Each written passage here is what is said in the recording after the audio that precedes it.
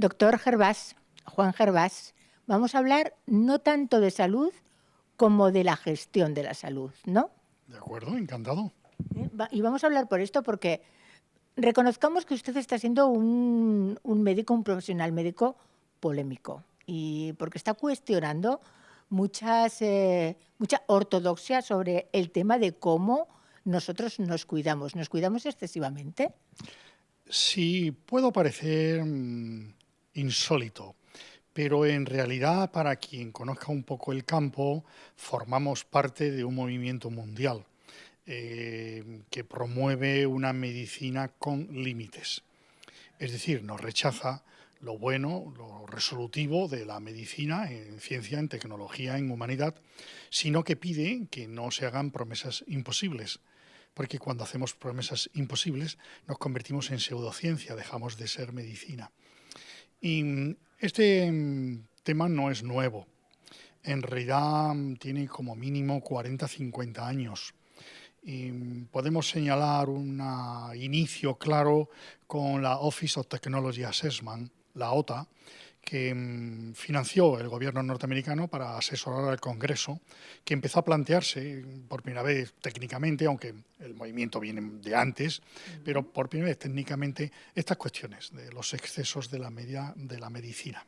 Que son excesos de la medicina que además, muy posiblemente a lo mejor los médicos, especialistas que están en grandes hospitales a lo mejor perciben menos, pero usted viene de tratar a la gente de la calle, es decir, a las personas que se encuentran mal y que van y que después hay que derivarlas a un especialista y ahí es donde empieza un poco la sobremedicación y un poco el hiperdiagnóstico, ¿no? La cuestión en cualquier caso empieza incluso antes. Quiero decir, cuando estudiaba medicina, con entonces mi novia, y hacíamos disección, éramos estudiantes de primero o segundo de medicina, ya nos preguntamos en qué cadáveres hacíamos la disección. Y no eran cadáveres de ricos, eran cadáveres de pobres. De manera que esa forma de pensamiento siempre nos impregnó y le hace a uno reflexionar acerca de qué cuidados necesitan los pobres para no terminar en la sala de disección. Básicamente hacerse ricos, pero es más fácil tener salud que tener riqueza. De manera que eso lleva a un estilo de práctica médica, bien sea de especialista, bien sea de generalista, en la que uno es más humilde, uno es más prudente. Para que se haga la idea a quien me oiga, es muy imprudente decir que los médicos salvan vidas, porque nadie salva vida. Los médicos, no es poco, cambiamos causas de muerte y añadimos calidad a la vida. Pero cambiar causa de muerte no es evitar la muerte. Nosotros no salvamos ninguna vida. Todo el que nace muere. Es la ley de hierro de la epidemiología. De manera que es muy petulante que haya médicos y otro tipo de profesionales que cree que salva vidas. Usted no salva vida. Usted, para ser prudente, para ser humilde, para ser científico, tiene que ser consciente de que cambia causas de muerte. Evitamos algunas causas de muerte. Si yo le vacuno a usted el sarampión y usted tiene un sarampión, probablemente no lo tenga, y si lo tiene es mucho menos grave. Pero usted se va a morir de otra cosa. Quiero decir que no salvamos vida. Y eso es todo un estilo de práctica en el que uno se vuelve más tranquilo. La vida hay que vivirla. Y la misión del médico y de la medicina no es salvar vidas, sino ayudar a vivir y, muy importante, ayudar a morir. Ahí está. Y además usted lo ha dicho, al final todos nos morimos, todos nacemos y todos nos morimos. Pero también usted dice una cosa, que los pobres se mueren por falta de atención y los ricos se mueren por demasiada atención, médica me refiero. Sí. Los mejores datos a este respecto los tenemos en Estados Unidos. Estados Unidos es un desastre sanitariamente hablando. Para que tengamos idea, es el único país del mundo en el que está aumentando la mortalidad materna. El resto de los países del mundo está disminuyendo. Pues bien, en Estados Unidos se puede demostrar con datos que las mujeres, cuando llegan al parto y son atendidas por matronas, las pobres, tienen mejor resultado que las mujeres ricas que llegan al parto y son atendidas por ginecólogos obstetras en hospitales de última generación. De manera que sí, estamos en una situación en la cual gastamos en defecto y ofrecemos servicios escasos a quienes más lo necesitan, que son generalmente los pobres, y estamos ofreciendo en exceso a los que menos lo necesitan. En España tenemos un ejemplo claro, el antiguo rey, sometido a cantidad de intervenciones inútiles, incluyendo una que se hizo en Barcelona para un nódulo pulmonar que le impidió ir a la final de la Copa Mundial de Fútbol y que fue gratuito en último término, consecuencia de un chequeo que no tenía que hacerse porque los chequeos no sirven para nada y claro, los ricos se hacen chequeos más complicados, con lo cual tienen muchas más complicaciones. Oye, ¿cuántos frentes me ha abierto usted? De repente la mujer, los chequeos. Pero empecemos, sigamos, luego hablaremos de los chequeos, hablaremos de las vacunas, hablaremos de todas estas cosas que usted me ha resumido ahora en 3 minutos, pero vamos a centrarnos un poquito en la mujer, la eterna medicada, y empecemos por el tema de la maternidad, que ahora ecografías, pruebas de todo tipo, ¿es necesario tanto según su criterio para ser mamá? Si la mujer es sana, y la salud depende de que esa mujer tenga un buen ambiente familiar, tenga una cultura, tenga una buena alimentación, tenga un buen trabajo y tenga un respeto social. Quiero decir, si usted está embarazada y vive en un ambiente tenebroso, en un barrio violento, probablemente usted no esté sana, aunque tenga una salud física y psíquica muy buena. Si tiene esas condiciones, lo que tiene que hacer la medicina es muy poco, es sencillamente acompañarle. Es un poco como cuando usted hace una digestión. Usted no necesita ningún médico para que le controle cómo va digiriendo. Alguna atención sí se requiere. Generalmente debería ser por matrona y muy escasa. Para que nos hagamos idea, fundados en la ciencia, en el Reino Unido a usted no la pesarían durante el embarazo si es una mujer sana, porque no hace falta pesarle sistemáticamente. Tampoco hace falta hacer ninguna ecografía. En Noruega usted le ofrecería al sistema público, que Noruega es un país muy rico, no quiere ahorrar, una ecografía o ninguna, porque no se ha demostrado que tenga impacto. De manera que lo que es un estado de gozosa expectativa, el embarazo es algo mágico, increíble, en la que un ser se desarrolla, que cuando uno estudia embriología es insólito que llegue a un final, se convierte en una verdadera tortura, en la que la mujer está todo el día con medicamentos, pruebas, análisis, citas, que finalmente hacen desagradable el embarazo y el parto. En lo que nosotros denominamos, mi mujer y yo, violencia obstétrica social. Es esa violencia obstétrica que usted va a comer un poco de jamón cuando está embarazada y alguien le dice, pero ¿comes jamón estando embarazada? Y a usted le entran ganas de meterle el jamón por el culo, con perdón, porque nadie ha demostrado que tenga ninguna importancia, pero esa presión es de nuevo violencia obstétrica. Se convierte en muy complicado un embarazo que, por otra parte, es normal. Estamos entendiendo que usted no es una mujer embarazada que tenga un lupus eritematoso, que evidentemente requiere ya una atención y un cuidado. La falta de diferenciación, el ofrecer a todas las mujeres el mismo cuidado como si fueran partos complicados, es lo que hace desagradable, inútil y peligroso la atención médica.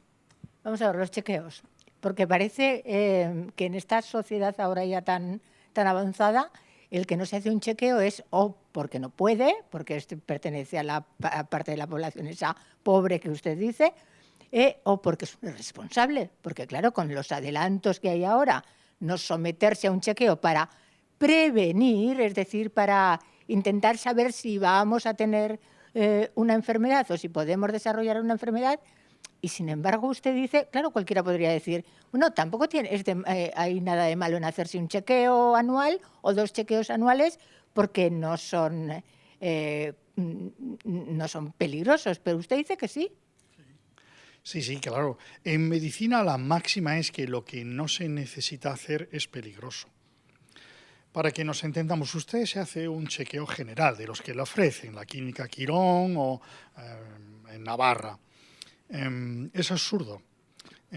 Por casualidad le pueden encontrar el ácido úrico un poco elevado y por casualidad le ponen también tratamiento, alopurinol.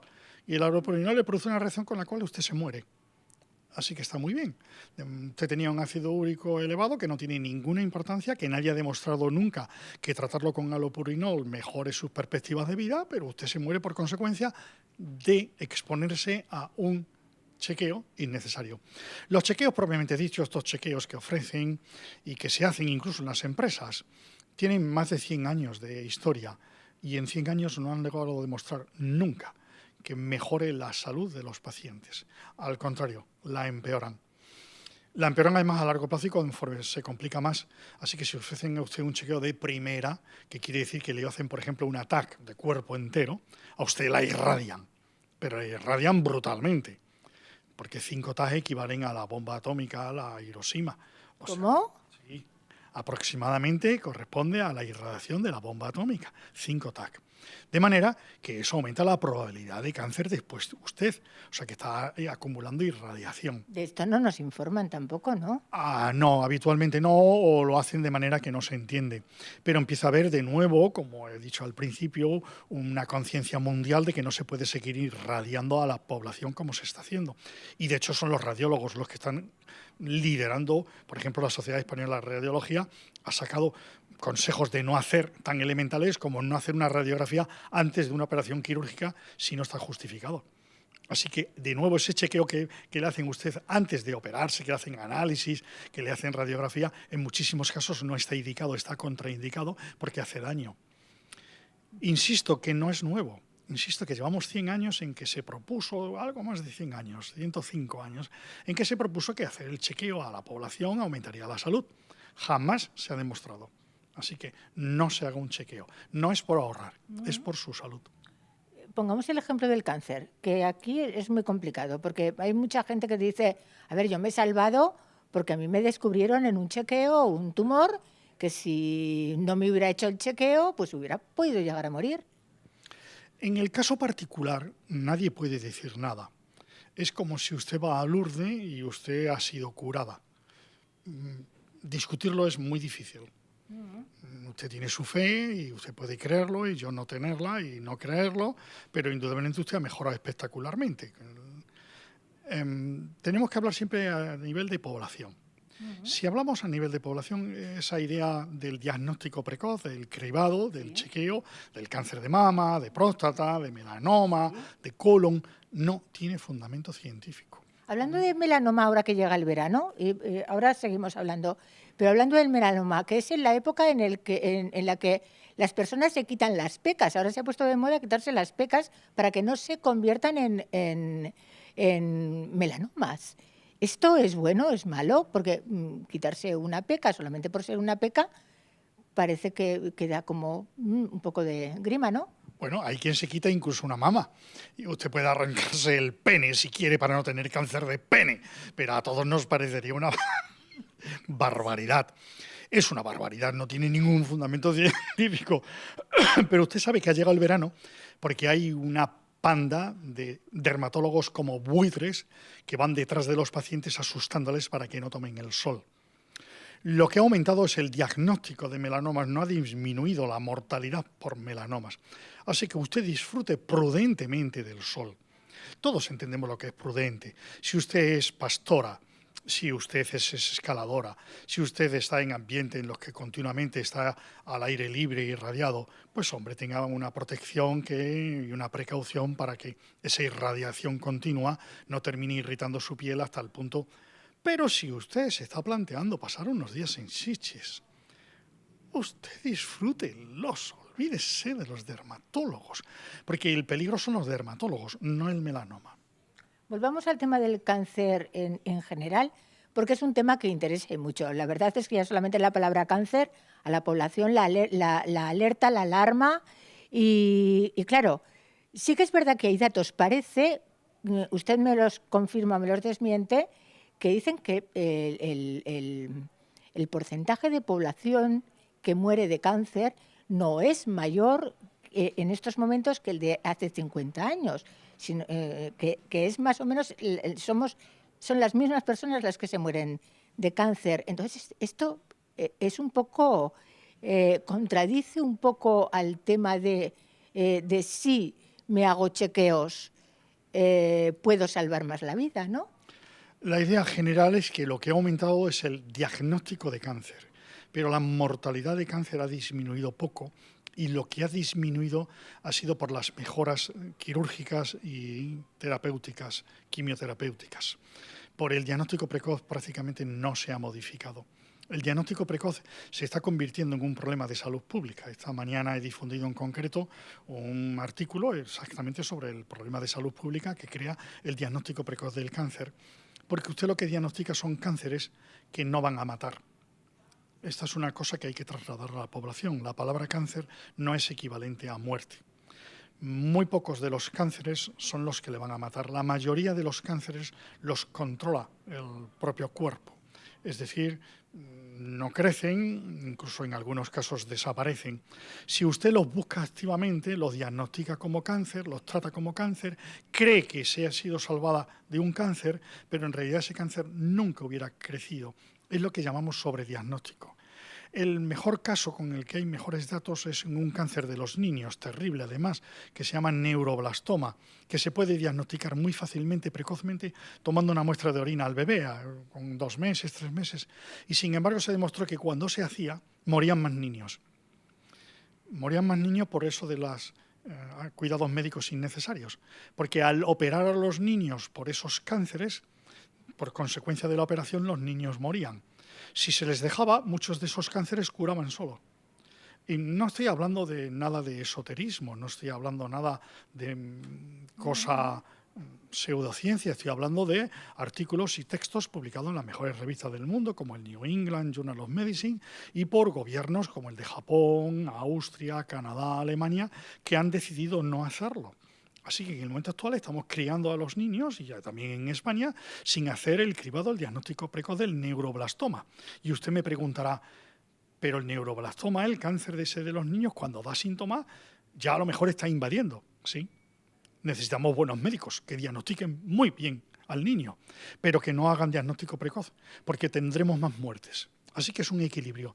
Este mismo es exactamente el problema con el cáncer de mama, con el melanoma, con el cáncer de colon, con el cáncer de próstata. No haga nada. Tenga la prudencia de cuando tenga una cosa con mala pinta, acudir. Pero preventivamente no, porque hace más daño. El artículo que publicamos se titulaba exactamente así: ¿es mejor la atención que la prevención? Y decíamos, sí, es mejor la atención en general. En algunos casos la prevención, como usted puede entender, es prudente. Si usted fuma un paquete de tabaco al día y puede reducirlo a 3 después de cada comida, pues redúzcalo, porque parece prudente. Si usted va a escalar, pues, en fin, escale con buena forma física, porque si no, parece imprudente. Si usted conduce, póngase el cinturón de seguridad.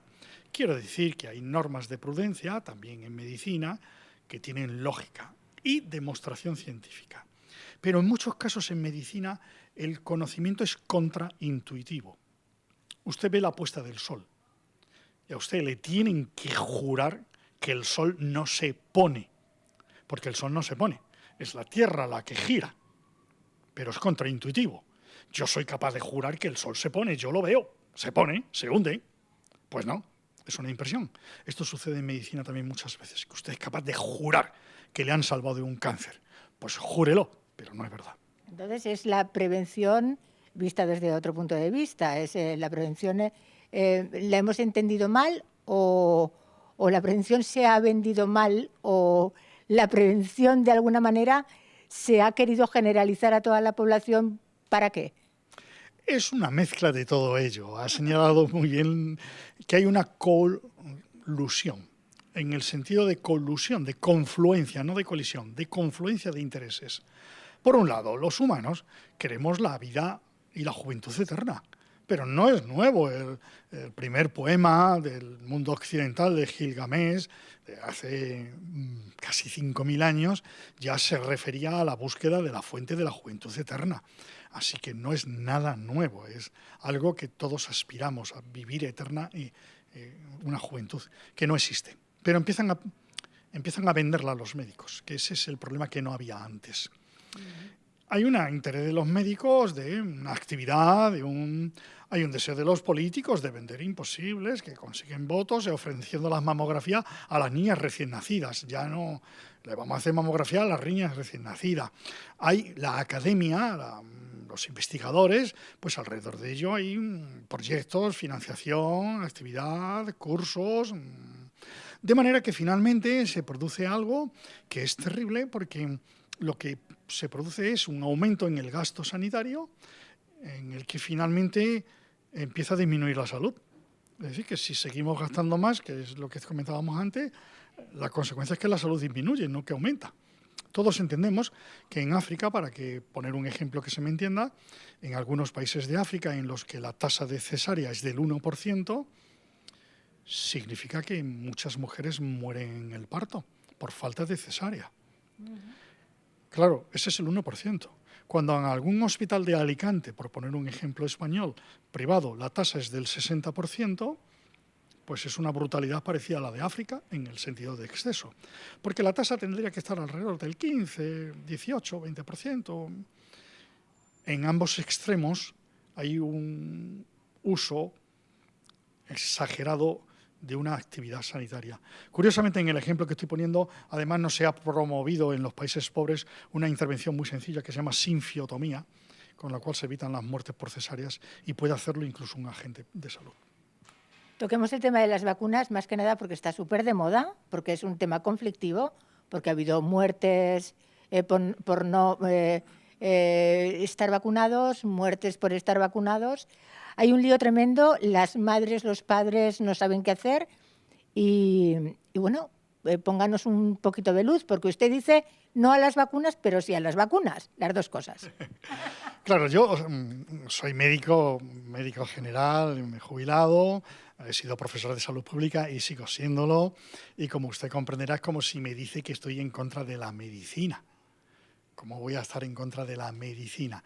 Estoy en contra de la medicina sin límites, de los médicos sin límites. ¿Cómo voy a estar en contra de las vacunas? Lo que sí digo es que las vacunas son medicamentos, no son milagros. Y como todos los medicamentos, tienen usos, tienen indicaciones y tienen defectos y tienen problemas. Entonces, podríamos separar, con una sugerencia que me hicieron el otro día en Twitter, las vacunas entre las que son necesarias y hay que mejorar. Por ejemplo, claramente, la vacuna de la tosferina es una vacuna necesaria. Entre otras cosas, hay que mejorarla mucho, porque por no mejorarla mueren los bebés. La crítica es, ahora estamos vacunando a las mujeres embarazadas para que los bebés no mueran. Pero esa no es la solución es mejorar la vacuna, porque estamos empleando a la mujer como vientre. Y está bien que la mujer se sacrifique ahora, pero para siempre se va a... ¿Por qué no produce usted una mejor vacuna de la tosferina, que es necesaria? La vacuna de la difteria es necesaria, y yo la he recomendado y la sigo recomendando, pero es manifiestamente mejorable. Y uno tiene que tener en cuenta que la vacuna de la tosferina y la vacuna de la difteria no producen lo que se llama inmunidad de grupo. Así que, para centrarlo en el ejemplo que usted ha puesto de muerte del niño de Olot, lo que hay que pensar, por un lado, es que sus padres no le vacunaron. No hay que entrar en más impiedad con ellos. Exacto. Pero hay que pensar que alguien se lo pegó. Y alguien que se lo pegó que estaba vacunado. No haga creer usted que los que están vacunados defienden a los que no están vacunados, que eso no es siempre. En el caso de Olot, alguien le pegó al niño la difteria. Alguien que estaba vacunado. Con lo cual hay vacunas que producen defensas de rebaño, como la del sarampión, y otras que no, como la del tétanos, tosferina y demás. Pero son necesarias. Sí. Y habrá que mejorarlas. Hablemos de la gripe. Por otro lado, hay vacunas, que unas que son necesarias y que todas hay que mejorarlas. Otras que depende. Por ejemplo, la vacuna del rotavirus, la diarrea, en España no la recomienda ni el Ministerio de Sanidad. Pero si usted va al pediatra le dirá que se vacune. Lo que hay que hacer es lavarse las manos. En España lo que hay que hacer es lavarse las manos. La madre... Pero vamos a decirlo, lavarse las manos literalmente hablando. Es decir, ir al lavabo y lavarse las manos. No, lavarse las manos. Y bien lavadas. Y porque lavarse las manos bien es lavarse las manos bien. No es... ¿De acuerdo? No es... Sí. Después de cambio de pañales. La madre cambia los pañales, el padre cambia los pañales, ¿de acuerdo? O, por ejemplo, la vacuna de la tuberculosis, la BCG, que es de las que tenemos que se puede emplear, porque no es muy buena, pero en algunos casos en que hay mucha frecuencia, mucha incidencia, mucha prevalencia de la tuberculosis se puede emplear. Así que tenemos vacunas necesarias para todo el mundo. Vacunas necesarias en algunos casos. En algunos países pobres la vacuna del rotavirus es importante. Y vacunas que no son necesarias. Distinguimos entre las tres. Las vacunas que no son necesarias son, por ejemplo, la vacuna del papiloma.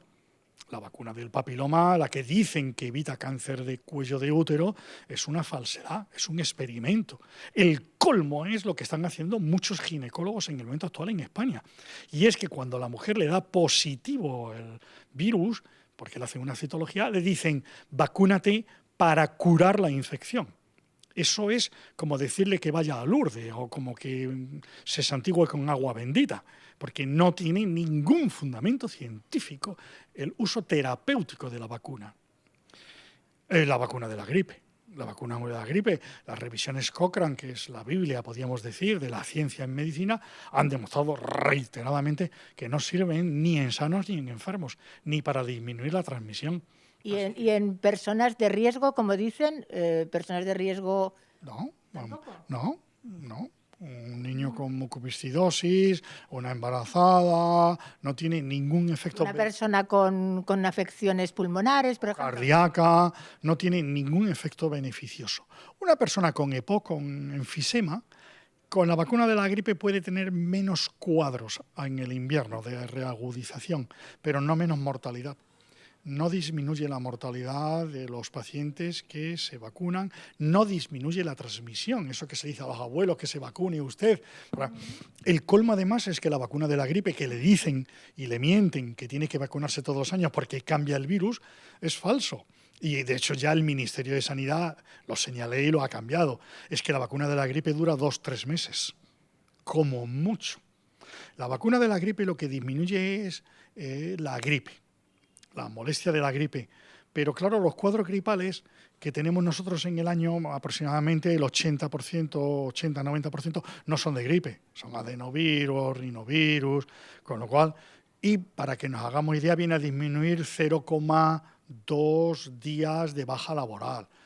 Son resultados que no valen la pena porque, claro, la vacuna de la gripe, por un lado, tiene unos costes que no solamente lo que vale el envase, sino la administración, el ponerlo, el llevarlo, el traerlo, y tiene unos efectos adversos, que se incluye el Guillain-Barré, un caso por millón.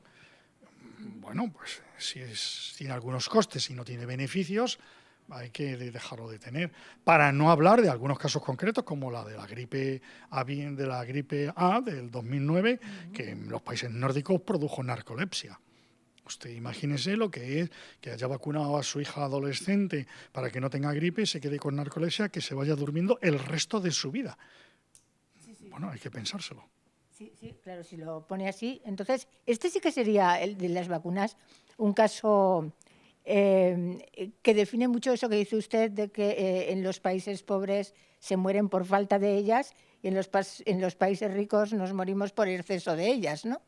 Hay otro ejemplo más bonito que le puede gustar más a usted y a quien nos oiga. La enfermedad de Parkinson. La enfermedad de Parkinson es un paciente que tiembla. La enfermedad de Parkinson es mucho más frecuente en España que en Ecuador. ¿Por qué? Porque Ecuador es más pobre y tiene la suerte de muchos medicamentos que producen como efecto de Parkinson no lo tomen. Así que... Era mi próxima pregunta y se la acaba de hacer usted ya solo. Nos automedicamos y nos hipermedicamos. Esto ya no lo dicen médicos como usted o personas normales, sino que ya lo dice la administración. Sin embargo, además lo que la gente no tiene en cuenta es que hipermedicarse no es prevenir y no es pensar que no va a tener una enfermedad o que le va a curar lo que tiene, sino que muchas veces es que lo va a matar. Sí, el problema del sobrediagnóstico que he sacado antes es que lleva sobretratamiento. Y en general, una de las mejores campañas que se ha hecho en España lo hizo la Junta de Extremadura. Y sencillamente ponía, no es enfermedad, es la vida. Y ponía, te ha dejado el novio. ¿De acuerdo? Claro, dejarle al novio no es una enfermedad, es la vida. Se le ha muerto el padre. No es una enfermedad, es la vida. Hay muchas situaciones de un examen le han suspendido, es la vida. Ha perdido el trabajo. En Cataluña se presenta el día 31 un estudio excelente hecho por una cosa que se llama el FOCAP, el Foro de Atención Primaria, sobre la incidencia de la sociedad en el malestar mental que llega a la consulta del médico. Es que si a usted lo han despedido del trabajo, especialmente si lo han hecho brutalmente como se suele hacer e injustamente, lo lógico es que a usted le duela el alma. Sí, sí, todo, absolutamente todo. Entonces, el resultado no es tomar un antidepresivo, sino quizá apuntarse a un sindicato. Quiero decir que hay que tener en cuenta que muchos procesos que medicamentizamos no requieren medicamentos. Requieren, por ejemplo, en el duelo, que pase el tiempo. Si usted tiene un padre, tiene una madre, tiene un hijo, tiene un hermano, tiene un amigo que ha muerto, lo lógico es que usted esté dolorida profundamente. Y depende de cómo seamos, ese dolorimiento le puede durar un mes, un año, incluso de por vida. Hay personas a lo que usted recuerda con ternura, que continuamente se le vienen a la cabeza y eso no es nada normal y no requiere medicación. Lamentablemente, el sobrediagnóstico no se refiere solo al cáncer. En el caso que estoy poniendo del duelo, para dejarlo claro, la primera clasificación que se hizo de salud mental decía que, bueno, si el duelo duraba más de un año, era patológico. Bueno, pues más o menos sí. Casi todo el mundo, incluso las costumbres hacían que al cabo del año el varón se quitase, se admitía que al cabo del año ya cambiaba los ritos del duelo. En la siguiente clasificación era 3 meses, así que si a usted le dura el dolor del duelo más de 3 meses es patológico, pero es que últimamente la última clasificación es 15 días. Así que a usted se le muere su marido, su amante o la mujer con la que usted convive, le dura más de 15 días el duelo y usted es una enferma. Estoy enferma ya, ¿Sabes? claro. Mire, eso es un sobrediagnóstico que lleva sobretratamiento, porque claro, se entiende que usted está deprimida, entonces le tratamos con antidepresivos. Los antidepresivos, entre otras cosas, especialmente en adolescentes, conllevan aumento del riesgo de suicidio.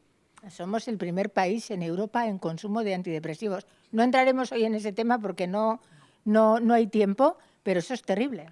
Sí. La cuestión alrededor del uso de medicamentos tiene varios aspectos. Uno es, indudablemente, el gasto del que la gente no quiere hablar. Se está gastando dinero en eso, con lo cual los dientes de los viejos no hay dinero para los dientes.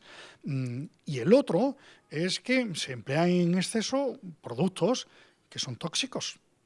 Quiero decir, un antibiótico, a usted lo puede necesitar si tiene una neumonía, pero desde luego le puede producir una vaginitis.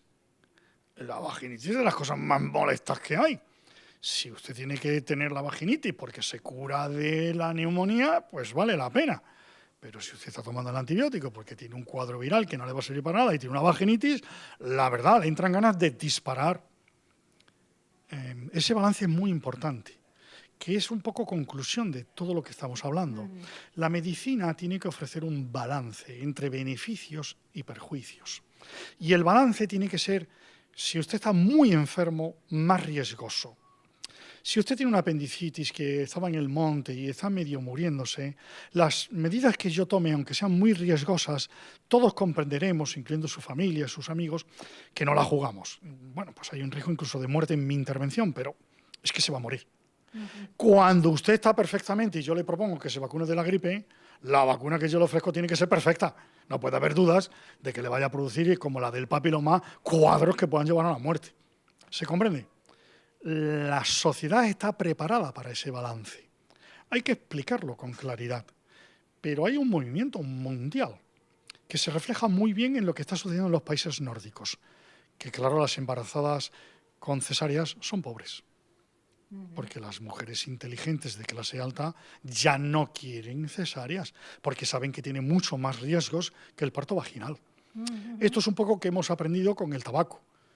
El tabaco, ¿quién lo dejó primero? La clase alta, que fue la que lo adquirió primero. Y va bajando hasta clase baja, que finalmente también lo dejará, y luego serán países pobres como en China, que ahora es la reserva mundial de tabaquismo, es China. mucha clase social alta empieza a pensar en exceso de diagnóstico, exceso de medicación, exceso de intervenciones. No sé si usted lee Vanity Fair. Bueno, una revista, eso es una revista que podríamos decir no es de clase baja ni media, sino ya un poco, le ha dedicado ya algunos artículos a la cuestión de la hipermedicalización y el incremento del número de medicamentos, porque empieza a haber una posición en la clase alta en la que quiere que no le expropien la salud, quiere tomar decisiones sobre su propio cuerpo, sobre su propia mente, no le importa tener un cierto grado de dolor que ayuda, porque esa es otra cosa que están creando, un espanto al dolor. Sin dolor no viviríamos. Si yo tengo un infarto de miocardio, quiero que me duela, porque si no me duele, no recurro a servicio sanitario. Hay un dolor que es sano. Todos entendemos el dolor de una neuralgia de trigémino que le lleva al suicidio, porque es insoportable. Eso hay que cortarlo. Pero no cortemos lo que es natural. Natural, claro. En ese sentido hay un movimiento mundial, creo que es la 4ª vez que lo digo, de médicos y también de pacientes, que reivindica una medicina que llamamos armónica, que es científica, que es técnica, que es humana, que es piadosa, que no es atolondrada, que tiene sus límites. Pues, doctor Gervás, aquí está la información. Los oyentes, los lectores serán los que opinarán, pero eso sí, aquí está la información para aplicar el sentido común. Muchísimas gracias. Muchísimas gracias. Yo hablo siempre con la mejor ciencia y experiencia de estudio diario. No tengo nunca seguridad absoluta en lo que digo, porque científicamente nadie puede tener 100%. Pero digo que no son opiniones infundadas, sino que son muy fundadas. Pues aquí está, cosas para reflexionar. Gracias, doctor Gervás. Muchas gracias por su interés. Bueno. Ya estamos. Había puesto un vaso de agua por si acaso. No. Porque veía que... Se me ha irritado al cambiarnos aquí, porque ya estaba diciendo plenamente. Ha sido sentarnos aquí. Me ha encantado, con perdón. Frase: a usted le han despedido y se deprime, no tome antidepresivos, metas en un sindicato. Pero este es el problema. Apago, ¿vale? Pero la gente no...